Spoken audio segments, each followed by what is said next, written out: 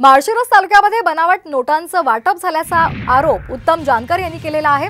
सत्ताधाऱ्यांकडून बनावट नोटांचं वाटप होत आहे असा मोठा आरोप त्यांनी केलेला आहे। तर आपण ही दृश्य पाहतोय, साम टीव्हीवर ही एक्सक्लुझिव्ह दृश्य आपण पाहतोय। उत्तम जानकर यांनी मोठा आरोप केलेला आहे।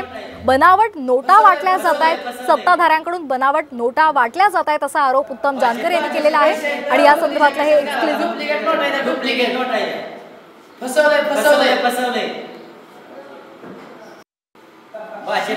पैसे मोदीच्या कशात घाला डुप्लिकेट नोट आहे, डुप्लिकेट नोट आहे, फसवलंय फसवलंय फसवलंय पैसे मोदीच्या कशात घाला डुप्लिकेट नोट आहे, डुप्लिकेट नोट आहे, फसवलंय फसवलंय फसवलंय तर आपण ही दृश्य पाहतोय। या संदर्भात अधिक माहिती घेऊयात आमचे प्रतिनिधी भारत नागडे यांच्याकडून। भारत, का अधिकचे अपडेट्स मिळतात? उत्तम जानकर यांनी मोठा आरोप केलेला आहे, दृश्य सुद्धा आपल्यापर्यंत पोहोचलंय।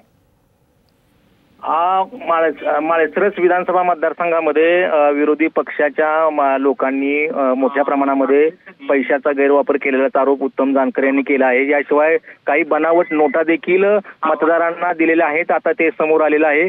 एकूणच आता उत्तमराव जानकर यांनी आपल्याला सामशी बोलताना ही सगळी माहिती दिलेली आहे।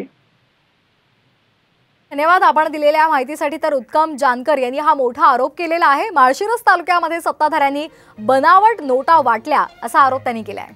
राज्य बनावट होतं, यांनी हे सगळं राज्य लुटून खाल्लं आणि या लुटलेला पैसा या मतदारसंघामध्ये जवळजवळ 35 कोटीच्या आसपास नुसत्या माळशिरस तालुक्यामध्ये वाटलेला आहे आणि सगळ्या नोटा बनावट आहेत।